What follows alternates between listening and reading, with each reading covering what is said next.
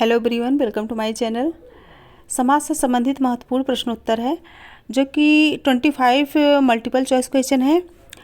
कोई भी एग्ज़ाम हो, चाहे पीजीटी, नेट, जीआईसी और बीए में समाज से संबंधित कोई एग्ज़ाम हो, सबके लिए बहुत ही महत्वपूर्ण है। और जो लोग चैनल पर नए हो, चैनल को सब्सक्राइब कर लें जिससे आने वाली वीडियो उन तक पहुँच सके, और ज़्यादा से ज़्यादा संख्या में शेयर भी कर दीजिए।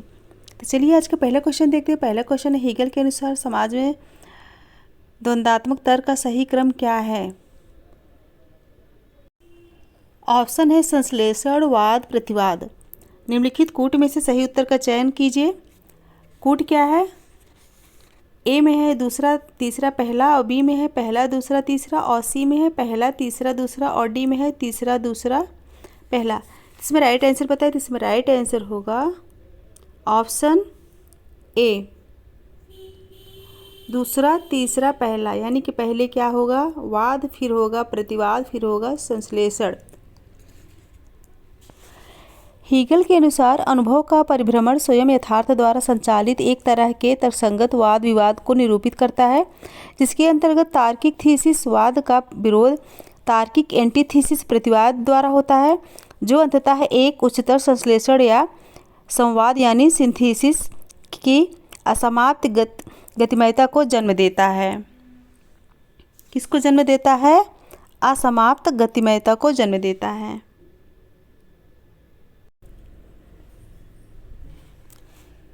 नेक्स्ट क्वेश्चन है, निम्नलिखित में से किसने यह कहा है कि बेहतर समूह एकता के परिणाम स्वरूप संघर्षों के माध्यम से गलतफहमी दूर होती है?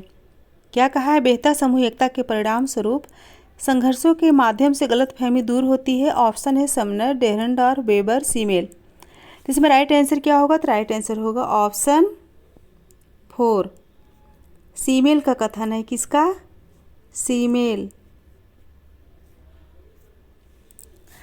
और डेहरनडॉर्फ ने संघर्ष के द्वंद्वात्मक स्वरूप को सत्ता के माध्यम से स्पष्ट किया है, जबकि जॉर्ज सीमेल सामाजिक संपूर्णता और उसकी उप इकाइयों को प्रबंधन के लिए संघर्ष के सकारात्मक परिणामों के विश्लेषण पर निर्भर रहे हैं। वह यह बताते हैं कि संघर्ष किस प्रकार से एकता और एकरूपता को प्रोत्साहन देता है।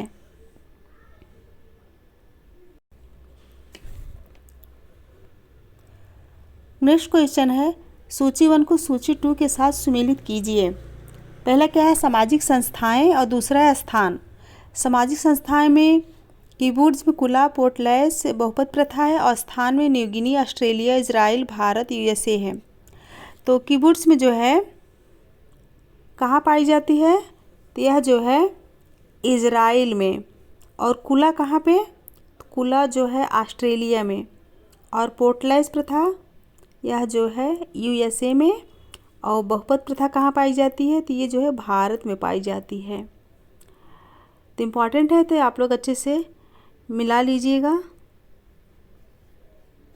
और याद भी कर लीजिएगा। इस तरह के क्वेश्चन आते हैं एग्जाम में। नेक्स्ट क्वेश्चन है, एक सुस्थापित कार्यविधि है जो मानव। नेक्स्ट क्वेश्चन क्या है? सामाजिक संस्था। इसमें ऑप्शन देखिए, एक सुस्थापित कार्यविधि है जो मानव व्यवहार का नियमन करती है, और दूसरा एक स्थान है जहां सामाजिक प्रकार संगठित होते हैं, और तीसरा है एक संगठन है जिसमें सामाजिक पद औपचारिक रूप से परिभाषित हैं, और चौथा है यह एक संगठन है जो सामाजिक सेवाओं की व्यवस्था करती है। तो सामाजिक संस्था के बारे में बताना है, तो कौन सा राइट होगा? इसमें जो है ऑप्शन 1, एक सुस्थापित कार्यविधि है जो मानव व्यवहार का नियमन करती है, यह राइट होगा ऑप्शन 4। आधुनिक समाज में वैज्ञानिकों ने वास्तविक व्यवहार प्रतिमानों की अपेक्षा आदर्श नियमों, मूल्यों एवं विधानों के समुच्चय को संस्था कहा है, जिसके अंतर्गत मनुष्य के व्यवहार से संबंधित क्रियाकलापों का नियमन किया जाता है।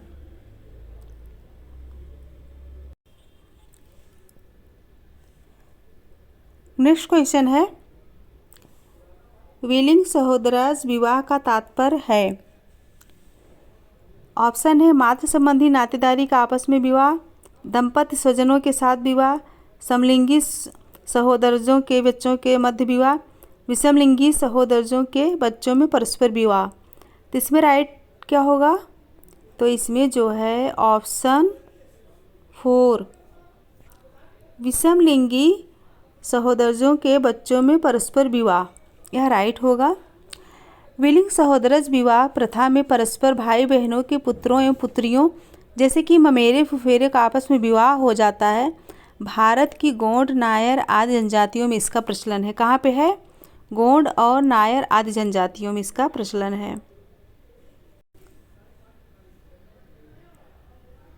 नेक्स्ट क्वेश्चन है परिहास संबंध, इसके बारे में बताना है। ऑप्शन है पति तथा पत्नी के मध्य होते हैं, माता तथा पुत्री के मध्य होते हैं, पिता तथा पुत्र के मध्य होते हैं, या फिर जीजा तथा साली के मध्य होते हैं। तो इसमें राइट आंसर बताइए। तो इसमें राइट आंसर होगा ऑप्शन 4, जीजा तथा साली के मध्य होते हैं। परिहास एवं परिहार नातेदारी व्यवस्था के प्रमुख भाग हैं। ये दोनों, परिहार एवं परिहास। परिहास में जहाँ दो संबंधियों के मध्य हंसी मजाक का संबंध होता है, वहीं इसके विपरीत परिहार संबंध में दो नातेदार परस्पर विमुखता का पालन करते हैं।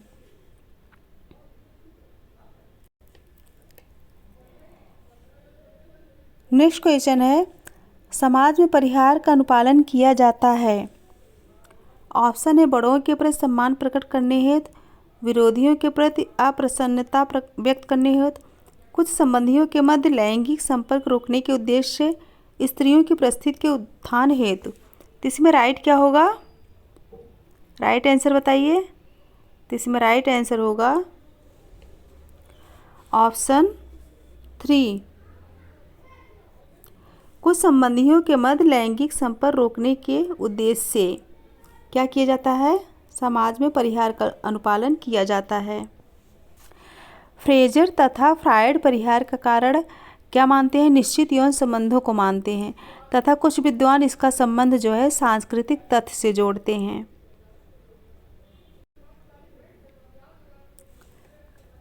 नेक्स्ट क्वेश्चन है ऐसी प्रथा अथवा चलान जिसमें एक पिता की पहचान उसके एक बच्चे से की जाती है, उसे कहा जाता है। ऑप्शन है ब्याज प्रसूत, अनुसंतत संबोधन, संलग्नता, पितृदाय। इसमें राइट आंसर बताइए। इसमें राइट आंसर होगा ऑप्शन 2, अनुसंतत संबोधन। टायलर माध्यमिक संबोधन प्रथा का उद्भव जो है मातृ सत्तात्मक परिवारों से जोड़ते हैं। इसके अंतर्गत किसी व्यक्ति को किसी अन्य माध्यम से जोड़कर पुकारा जाता है, जैसे कि यदि किसी व्यक्ति को अमुक के पिताजी कहकर संबोधित किया जाए, अमुक के पिताजी कहकर संबोधित किया जाए, तो इसे क्या कहेंगे? अनुसंतत संबोधित कहा गया है। क्या कहा जाएगा? इसे जो है अनुसंतत संबोधन कहा जाएगा।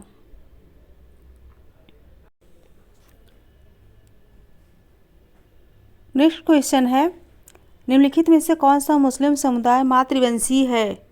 ऑप्शन है श्रीलंका के मूर, गुजरात के मेमन, सूरत के बोहरा, कोंकण के नवायत।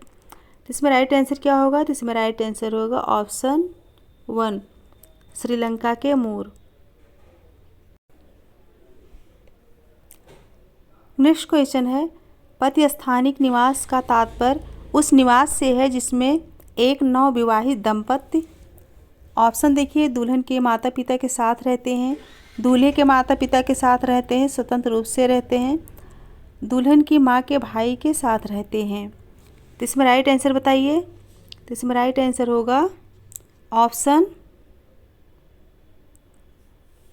2,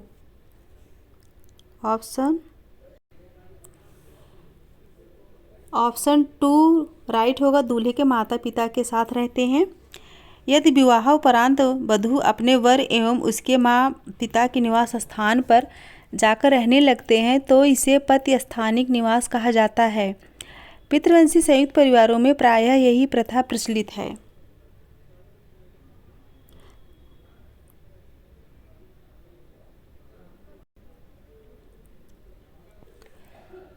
नेक्स्ट क्वेश्चन है एक उद्देश्य हेतु पैतृक वंशानुक्रम ज्ञात करना तथा अन्य उद्देश्य हेतु मातृक वंशानुक्रम ज्ञात करना कहा जाता है। ऑप्शन है द्वैध पितृवंशानुक्रम, द्वैध मातृवंशानुक्रम, द्वैध पितृ मातृवंशानुक्रम या फिर द्वैध एकान्वयिक वंशानुक्रम। तो इसे क्या कहेंगे? तो राइट आंसर बताइए। तो राइट आंसर होगा ऑप्शन 3, द्वैध पितृ मातृवंशानुक्रम। जब वंशानुक्रम निर्धारण माता पिता में से किसी एक से न होकर दोनों के आधार पर किया जाता है तो इसे द्वैध पितृ मातृवंशानुक्रम कहा जाता है।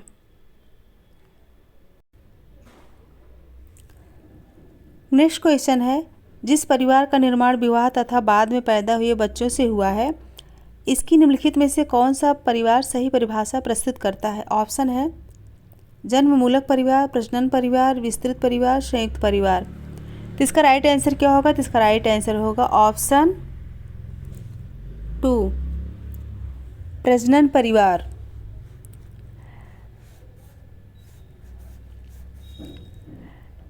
किंग्सली डेविस ने परिवार के 2 प्रकार बताए हैं, कौन कौन सा? जन्ममूलक परिवार और प्रजनन मूलक परिवार।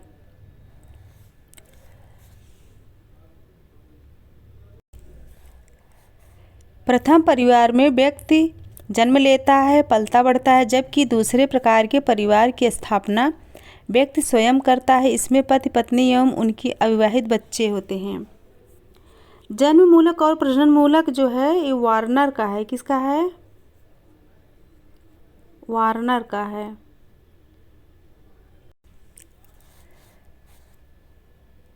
नेक्स्ट क्वेश्चन है, किस प्रकार का आवास विस्तृत परिवार के निर्माण में सहायक नहीं होता? ऑप्शन है पति स्थानिक, पत्नी स्थानिकता, नवस्थानिकता और मातुल स्थानिकता। इसमें राइट आंसर क्या होगा? इसमें राइट आंसर होगा ऑप्शन 4, मातुल स्थानिकता। नवस्थानिकता विस्तृत परिवार के निर्माण में सहायक नहीं होता है।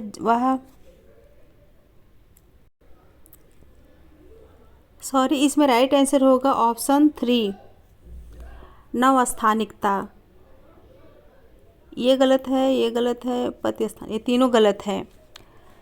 नवस्थानिकता विस्तृत परिवार के निर्माण में सहायक नहीं होता। जब विवाह के पश्चात पति पत्नी में से कोई भी एक दूसरे के पिता के घर में जाकर निवास नहीं करते हैं और अपना स्वयं घर बनाकर रहते हैं तो उसे नवस्थानी यानी न्यू लोकल फैमिली कहते हैं।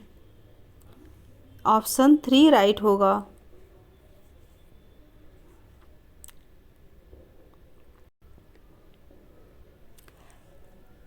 नेक्स्ट क्वेश्चन है, कुल्ला में किस प्रकार की वस्तुओं का विनिमय होता है? ऑप्शन है चावल तथा मछली, गेहूं तथा कपड़े, नमक तथा भेड़, कंठहार तथा बाजूबंद। तो राइट आंसर बताइए। तो राइट आंसर होगा ऑप्शन 4, कंठहार तथा बाजूबंद। कुल्ला प्रथा जो है मैलिनोव्स्की द्वारा वर्णित मलेशिया के ट्रोबियान द्वीपवासियों की उपहार विनिमय की प्रथा है। इस प्रथा के अंतर्गत 2 प्रकार की सांस्कृतिक वस्तुएं तथा लाल संघ का कंठहार एवं सफ़ेद संघ के बाजूबंद कड़े एक समुदाय से दूसरे समुदाय को निरंतर दिए एवं लिए जाते हैं, यानी कि एक दूसरे को दिया जाता है।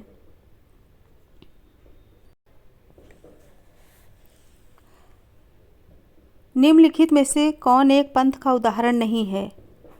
ऑप्शन है कैल्विनवाद, राधा स्वामी, आर्य समाज, बौद्ध धर्म। तो इसमें राइट क्या होगा? तो इसमें राइट होगा ऑप्शन 4, बौद्ध धर्म। कैल्विनवाद ईसाई धर्म की एक विचारधारा है, जबकि आर्य समाज व राधा स्वामी भारत में सुधार आंदोलनों की एक विचारधारा रही है जो एक पंथ को दर्शाती है। और बौद्ध धर्म क्या है? यह एक धार्मिक समूह क्या है? धार्मिक समूह है बौद्ध धर्म।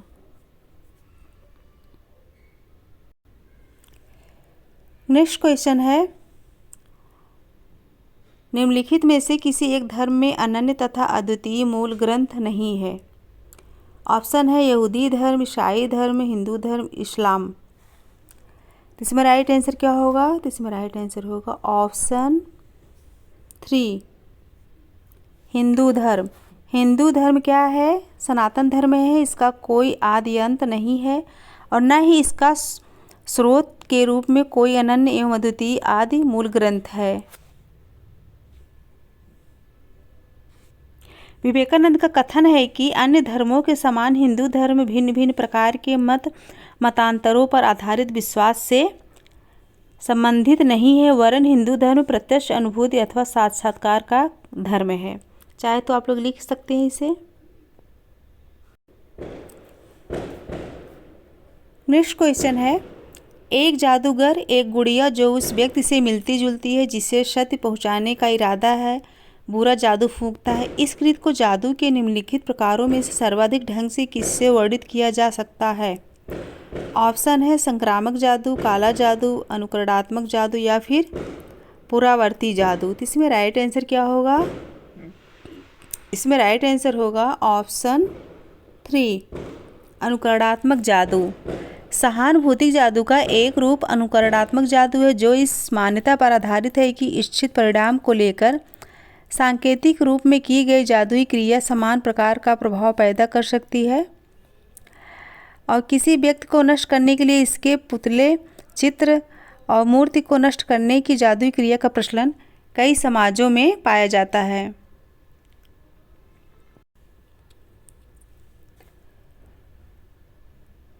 नेक्स्ट क्वेश्चन है, समाजशास्त्र में राजनीतिक समाजीकरण शब्द का निम्नलिखित में से कौन से तात्पर्य हैं? ऑप्शन है मास रैली में राजनीतियों एवं जनसमूह की अंतर्क्रिया, दूसरा है जनसंचार के माध्यम से राजनीतिक विषयों का प्रचार और तीसरा है बच्चों में राजनीतिक मनोवृत्तियों का संचार करना। तो इसमें जो है निम्नलिखित कूट से सही उत्तर का चयन करना है। कूट क्या है? ऑप्शन ए पहला दूसरा तीसरा और बी पहला और दूसरा और सी पहला और तीसरा और डी दूसरा और तीसरा। तो इसमें राइट आंसर क्या होगा? इसमें राइट आंसर होगा ऑप्शन ए पहला दूसरा तीसरा, तीनों राइट होंगे। मास रैली में राजनीतियों एवं जनसमूह की अंतर्क्रिया और दूसरा जनसंचार के माध्यम से राजनीतिक विषयों का प्रचार और बच्चों में राजनीतिक मनोवृत्तियों का संचार करना, तीनों राइट होगा।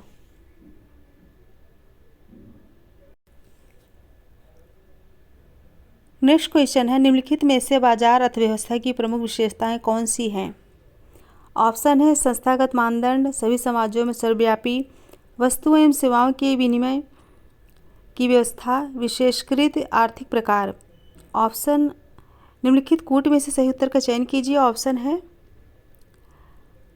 पहला दूसरा तीसरा या फिर दूसरा तीसरा चौथा या फिर पहला तीसरा चौथा या पहला दूसरा चौथा। तो राइट आंसर बताइए। तो इसमें राइट आंसर होगा ऑप्शन कौन सा होगा? ऑप्शन सी होगा, पहला तीसरा चौथा, यानी संस्थागत मानदंड और वस्तु एवं सेवाओं के विनिमय की व्यवस्था और चौथा क्या है? विशेषीकृत आर्थिक प्रकार। ये तीनों राइट होंगे, ये नहीं है। आधुनिक औद्योगिक व्यवस्था में बाजार की कार्य पद्धति मुक्त बाजार और खुली प्रतिस्पर्धा पर आधारित है। क्रेताओं तथा विक्रेताओं में आपसी प्रतिस्पर्धा तथा मोल भाव के कारण दाम, वस्तुओं के गुण एवं संविदा के मध्य संतुलन बना रहता है। ये तीनों राइट होंगे। Option C.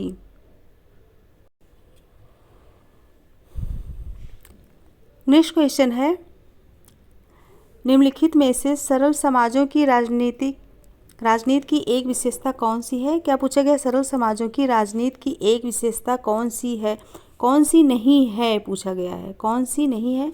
ऑप्शन है राजनीतिक प्रकार, राज, सामाजिक नियंत्रण, अपराध। इसमें राइट क्या होगा? इसमें राइट होगा ऑप्शन जो है 2 राज्य। काम्ट तथा स्पेंसर के अनुसार आदिम समाजों के मध्य चलने वाली आपसी लड़ाई के कारण इनका धीरे धीरे विस्तृत भू क्षेत्रीय समुदाय के रूप में संगठन करने वाली शक्ति के रूप में राज्य का विकास हुआ। ऑप्शन 2 राइट होगा। नेक्स्ट क्वेश्चन है, समाजशास्त्री चलन में समाजवाद, पूंजीवाद तथा साम्यवाद जैसे शब्द हवाला देते हैं। ऑप्शन है आर्थिक व्यवस्था का, राजनीतिक व्यवस्था का, विश्वास प्रणाली का, आर्थिक, राजनीतिक तथा विश्वास प्रणालियों का। तो इसमें राइट क्या होगा? तो इसमें राइट होगा ऑप्शन 4, आर्थिक, राजनीतिक तथा विश्वास प्रणालियों का। समाजशास्त्री चरण में समाजवाद, पूंजीवाद तथा साम्यवाद जैसे शब्द जो है आर्थिक, राजनीतिक तथा विश्वास प्रणालियों का हवाला देते हैं।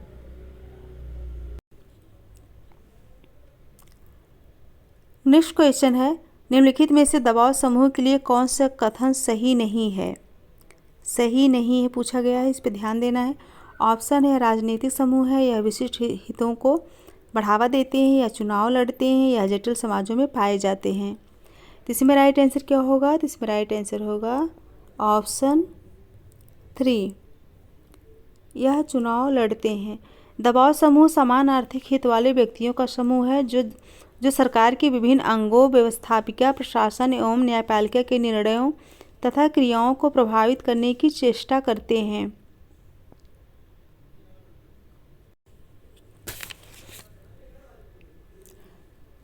नेक्स्ट क्वेश्चन है, शक्ति का अत्यंत व्यक्तियों के एक छोटे समूह के हाथों में आ जाना प्रकार्यात्मक रूप से आवश्यक है, ऐसा सिद्धांत है।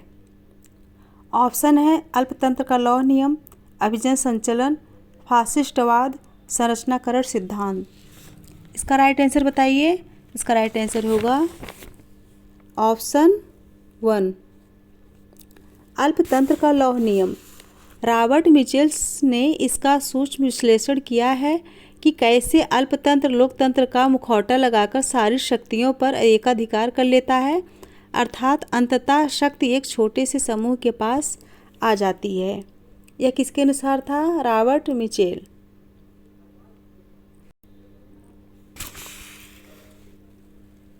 नेक्स्ट क्वेश्चन है, सामाजिक स्तर की पहचान के लिए निम्नलिखित में से किसे प्रयुक्त नहीं किया जाता है? सामाजिक स्तर की पहचान के लिए निम्नलिखित में से किसे प्रयुक्त नहीं किया जाता है? ऑप्शन है व्यवसाय, आय, बुद्धि, शिक्षा। इसमें राइट आंसर बताइए। इसमें राइट आंसर होगा ऑप्शन 3, बुद्धि। व्यवसाय, आय एवं शिक्षा आदि सामाजिक स्तर की पहचान के लिए व्यक्ति की अर्जित परिस्थिति के उदाहरण हैं। किसके उदाहरण हैं? अर्जित परिस्थिति के। नेक्स्ट क्वेश्चन और लास्ट क्वेश्चन है, सामाजिक स्तरीकरण की अवधारणा की परिभाषा निम्नलिखित में से कौन सा कथन सही रूप से परिभाषित करता है? क्या पूछा गया है? सामाजिक स्तरीकरण की अवधारणा की परिभाषा निम्नलिखित में से कौन सा कथन सही रूप से परिभाषित करता है? ऑप्शन है भौतिक अथवा प्रतीकात्मक पुरस्कारों तथा पहुंच के संदर्भ में समूह के मध्य संरक्षित असमानताएं, और विभिन्न निर्जात समूहों के मध्य सांस्कृतिक असमानताएं, और तीसरा बुद्धि के संदर्भ में व्यक्तियों के मध्य असमानताएं, और 4 है सापेक्ष वंचन की जागरूकता।